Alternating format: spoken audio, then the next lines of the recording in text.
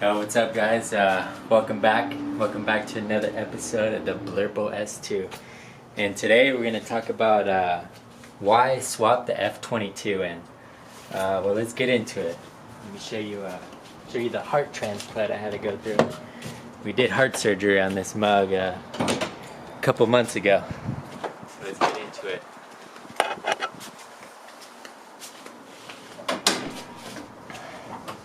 Alright guys, here's the F22 engine.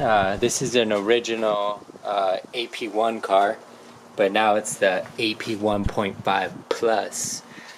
So here we go guys, here's what we got. I was driving the car, I had the car about 4 years, and it was running pretty good. I bought the car with 100,000 miles on it, and it lasted about 30,000 miles, 40,000 miles, and that was me driving it pretty hard.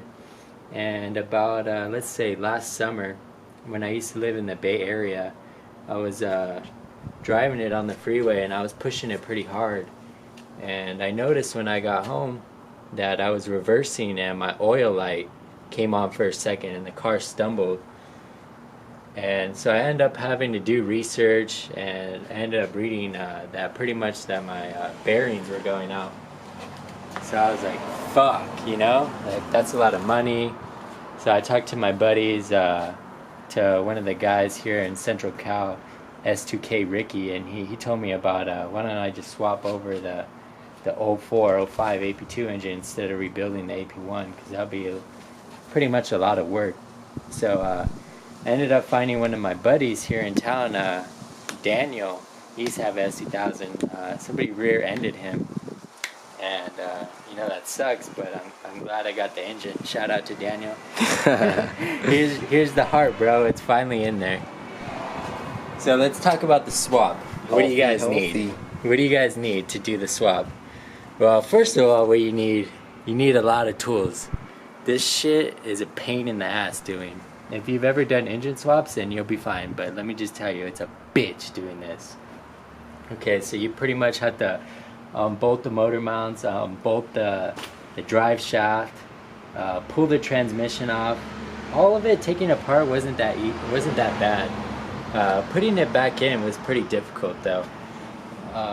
So let's talk about what I got when I did the swap. What I put back in. I got the Science of Speed FX 400. It's a pretty good clutch. I'm not gonna lie. It feels a lot. What's the word? Feels a lot more grabbier than OEM. Feels like OEM plus. And we got the motor mounts over here. These are the Vibra Technics. I think that's how you say it. I haven't really seen a review on any of those either, guys. If you're thinking about getting them, they're actually pretty good. I'd recommend them to you. But as far as a daily, I don't know, guys. It kind of vibrates a little bit, but you can definitely feel a difference when you shift gears, and the throttle response is a lot better. So I basically came back with the AP2 engine, the motor mounts, and a fresh Science of Speed clutch. The reason why I went with the Science of Speed clutch is because I'm planning on doing a supercharger pretty soon. So I'd rather I put the clutch in now, knocked it out, so that way I don't have to drop the transmission and do all that shit again, because it's a fucking pain in the ass doing that.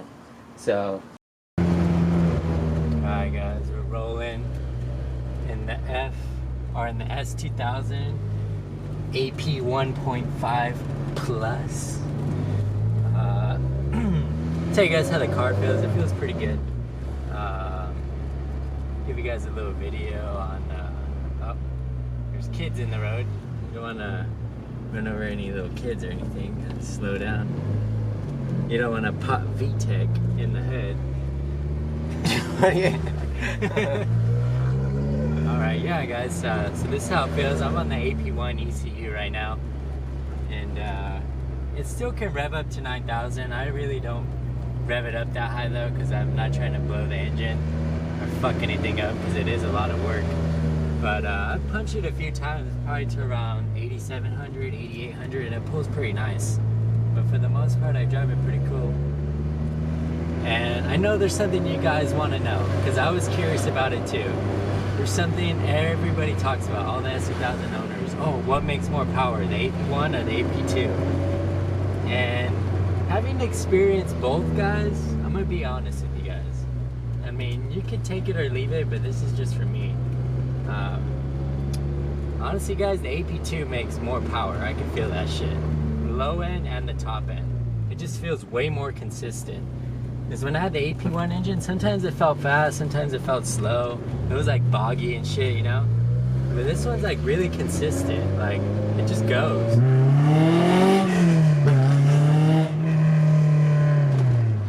Oh my god, I almost broke my neck, man. The thing's so torquey. Yeah, it's crazy torquey, you guys. F22 torque. Oh man, it's crazy torquey. For something to like, to hit so high in the RPMs to make full power, this thing gets up and going like right away. It's crazy. And even for me, you guys, I mean, I rode in his other car when it had the AP1 engine in it, the regular engine, and this one just feels a lot stronger and a lot faster. So right, guys, we're going on the little test road over here. We'll do a little pull. We can't go too fast, but we'll do a little pull. Show you guys what it feels like and how it sounds. And then what exhaust is this? This is the Apex N1. Okay. The little pool. Hopefully there's no bumps in the road.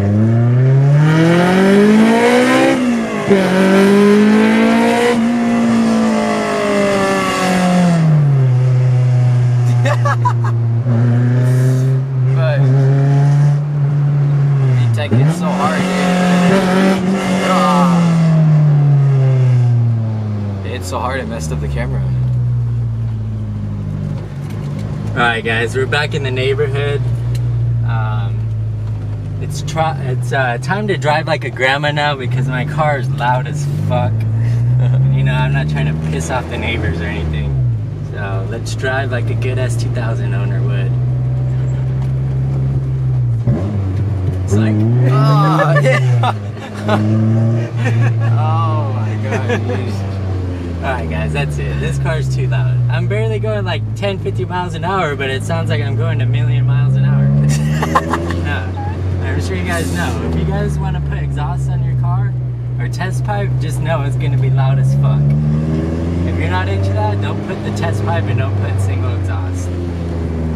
But yeah, we're back at the crib now, and if you guys get any questions about the F22 motor or anything about the car, let me know.